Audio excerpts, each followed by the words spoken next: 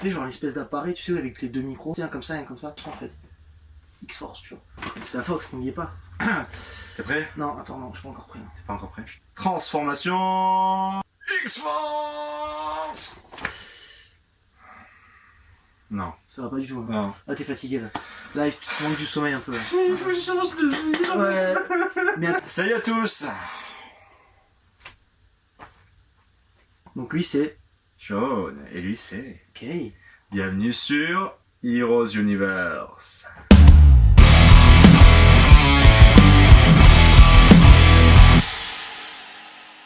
Et aujourd'hui on fait une vidéo un peu spéciale, on va vous parler du rachat de la Fox par les studios Disney qui possèdent aussi les studios Marvel, Lucasfilm, bref les mecs bouffent tout. Voilà, c'est un compliqué. gros rouleau compresseur. Donc nous on va parler un petit peu de certaines franchises qui ont été rachetées donc en même temps que la Fox, enfin les franchises qui appartiennent à la Fox qui ont été rachetées par Disney par la suite. Le plus gros morceau bien sûr qui nous concerne en grande partie c'est les studios donc Fox Marvel on va dire, Ouais. donc les licences X-Men, 4 Fantastiques et Deadpool, donc ça va vraiment être un gros morceau de cette vidéo là. Voilà. Après quelques petites franchises donc qui ont été rachetées donc Série télé. télé. Et il restait un épisode de Star Wars, donc le tout premier sorti en 77, Ça. qui appartenait encore à la Fox, qui maintenant est retourné grosso modo à la maison mère. Voilà, c'est ça. La série télé Gotham qui était diffusée sur la Fox. On va discuter de tout ça, ça va engendrer quelques problèmes. Nous on pense qu'il va y avoir des gros soucis Ouais. dans l'avenir De avec ce cohérence, rachat, ouais, de cohérence, ouais, bien de sûr. cohérence et sur certaines ce qui va se passer dans l'avenir donc même du MCU, le Marvel Cinematic Universe. Donc là moi donc on va commencer peut-être par ça je pense. Une des grosses franchises rachetées par la Fox, ça va être la franchise X-Men qui a Voilà. démarré en 2000 avec le premier X-Men. Voilà. X-Men 2 qui était sympa aussi, bon background sur Wolverine. Après il y avait des films moyens, ils se sont rendus compte et ils ont décidé de rebooter un peu tout ça avec X-Men Day of Future Past. voilà, exactement. Et le film qui est venu après donc qui était X-Men Apocalypse. Apocalypse qui était un bon film aussi. Ouais, très ouais, sympa, hein. sympa. Et bon voilà, la franchise donc des 4 Fantastiques Ouais. aussi, qui appartient Tant mieux, parce que c'était vraiment voilà. n'importe quoi. Les trois derniers, donc les deux premiers films avec donc Oui, avec Chris Evans, Chris Evans qui qui était faisait déjà dans donc la le... Torche Humaine, qui a fait je pense aujourd'hui qui Qui est un bien meilleur Captain America. Oh oui, Ouais. d'accord. Et donc le dernier où je veux même pas en parler parce que c'est une énorme purge. Ouais. Il y a celle-là et puis donc aussi Deadpool. Et là Pareil, Deadpool, on en reparlera un petit peu plus tard aussi parce qu'on fera sûrement une rétrospective sur le film quand le deuxième va sortir. Et on sait pas trop où ça va venir là-dessus, même s'il y avait déjà eu des petits clins d'œil par rapport à ce qui s'était passé dans le premier Deadpool, on voyait les porteurs dessus, quelques clins d'œil par rapport aux personnages donc qu'il y avait dans les MCU, donc on parlait de Nick Fury et tout ça même dans la scène post-générique. Voilà. Moi le gros problème que j'ai avec déjà ce rachat-là, c'est que tous ces personnages-là, donc qui sont quand même deux grosses franchises, parce que même Deadpool est un mutant, hein, donc il est normalement censé être intégré dans les X-Men. Cette franchise des 4 Fantastiques et des X-Men, nous on pense par la suite qu'il y aura une réintégration des personnages dans la future phase 4 du MCU. On va partir un peu sur le théorique, mais c'est vrai que on a bien réfléchi, on en a longuement discuté. Il y a deux solutions, mais nous on pense que la deuxième sera plus plausible. La première c'est OZEF, rien n'a existé, on reboot tout. C'est ça. Sauf que là clairement il y a de la fanbase, même Voilà, si il y le a truc du est pas 10 ans extraordinaire, derrière. il y a plus de 10 ans, 18 ans pour X-Men. Hein. C'est ça, ouais. 18 ans. Et moi je pense que clairement ce qu'ils vont faire, et là on est d'accord sur la deuxième solution, c'est que ils vont trouver une pirouette pour intégrer tout ce beau monde. C'est ça. Alors il y a deux solutions, ça va être soit l'univers alternatif, soit explication. Nous on pense que ils vont essayer de trouver un truc, il y a plusieurs solutions, mais une des solutions plausibles c'est que les Maximoff n'ont pas eu leur pouvoir par la pierre de l'esprit, mais en fait ont été réveillés par la pierre de l'esprit, et que on va avoir le pouvoir latent qui ne se manifeste que lorsqu'elle est sous certaines émotions de la sorcière rouge, qui est le pouvoir de pouvoir modifier la réalité. C'est exactement À ça. ce moment-là, peut-être qu'on va se retrouver avec des personnages intégrés, une fusion des deux L'univers, ouais. des deux, ouais, voilà, une fusion de ces deux incarnations de. Oui, parce que celle qui est intégrée dans Ouais. la Fox, Ouais. enfin X-Men Fox et dans le MCU. Hein. Voilà. Donc ça. Ensuite, on avait une référence dans Deadpool avec l'héliporteur du Shield. Donc, est-ce que c'était un clin d'œil pour dire, les gars, il y a quelque chose en route? Voilà, exact. On ne sait pas. Ah, en même temps, avec Marvel Studios et Disney, on sait jamais à quoi s'attendre. C'est Hein. ça. Généralement, Exact. ils arrivent toujours à trouver le moyen de. On avait eu l'exemple avec Spider-Man, qui est le reboot de Spider-Man qui devait être intégré à l'univers MCU via une apparition pendant l'Avengers de la Tour Oscorp. de la Tour Oscorp, qui ne s'est pas fait. Ça s'est soldé par un échec. Finalement, on a eu droit encore à un énième reboot. Bon, bref, on était déjà revenu dessus avant.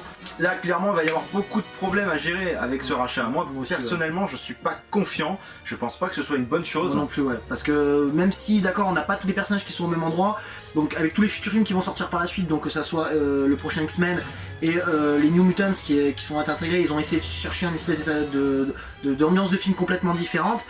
Là, avec l'intégration, si par exemple ils veulent réintégrer donc tout l'univers de ces X-Men là avec le MCU, moi je suis pas confiant non plus, très honnêtement, Ouais, je suis pas trop confiant, sachant qu'en plus que Disney c'est un gros studio, ils peuvent un peu faire ce qu'ils veulent. Voilà, et je pense que je sais pas trop, voilà. Le truc c'est que par rapport même à DC, ce que DC essaye de mettre en place, vu que c'est en train de pas franchement aller vers le haut et plus vers le bas, et que Marvel continue à monter, parce que ce qui va se passer avec Avengers Infinity War, tout ça, je sais pas.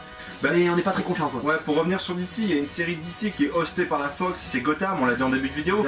Cette série, honnêtement, il va y avoir deux solutions. Soit, bah les couilles, on fait ce qu'on veut avec cette série et on continue comme ça. Ou alors, ils vont la proposer à la CW. C'est ça. Mais là, comment la CW va l'intégrer dans sa continuité? Parce que toutes les séries sont interconnectées chez CW. Donc à un moment donné... Je sais pas. Ouais, moi je suis pas trop confiant de ce qui va se rachat là donc. Ouais, on revient un petit peu sur ce qu'on disait dans la vidéo précédente par rapport au Avengers Infinity War, au rajout de films, etc. Marvel pas studio mais Marvel Comics a vraiment pas fait les choses bien quand ils ont distribué leur franchise de super-héros à plusieurs studios de cinéma. Ils auraient dû mettre des contrats d'accord pour pouvoir, des clauses, voilà, vous êtes obligés de collaborer ensemble pour arriver au futur film Avengers. C'est ça. Et là on aurait quelque chose de génial, depuis 10 ans on aurait quelque chose de génial. Mais bon, malheureusement... Et en fait, ce qui entraîne cette vidéo aussi, sur lequel on a eu cette réflexion là, c'est qu'en fait les frères Russo donc, qui ont fait Infinity War, on parlait de faire l'Arc Secret Wars. Bon, l'Arc Secret Wars dans l'univers de Marvel, c'est un gros morceau. Le souci c'est que quand ils parlent de ce film là, ils vous disent clairement que, parce que comme Disney a racheté donc, la Fox et avec toutes les licences derrière, pareil, ce film là pour moi c'est pas un film qui aurait dû sortir après, qui devrait sortir après Avengers Infinity War. Non, il aurait dû sortir avant, ça aurait dû être Avengers 2 même. Voilà, exact, c'est ça. Et le souci de ça c'est que d'après ce qu'on, je sais pas trop où ça va amener, parce qu'on sait pas qui c'est qui va remplacer qui, parce qu'on parle de mort etc pour les prochaines phases.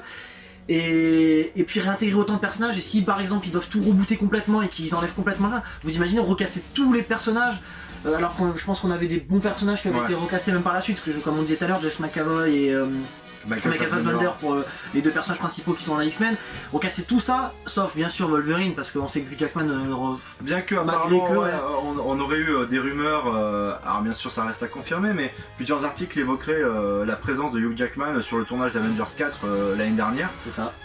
Peut-être que, voilà, on verra. C'est Marvel, hein, tout peut arriver, même si c'est pas cohérent avec eux, tout et n'importe quoi peuvent arriver. Hein, donc je sais pas, moi la seule chose sur laquelle je peux terminer c'est Osef peut-être, et pour l'instant je suis pas confiant pour ce qui va se passer après Avenger 4, donc la phase 4.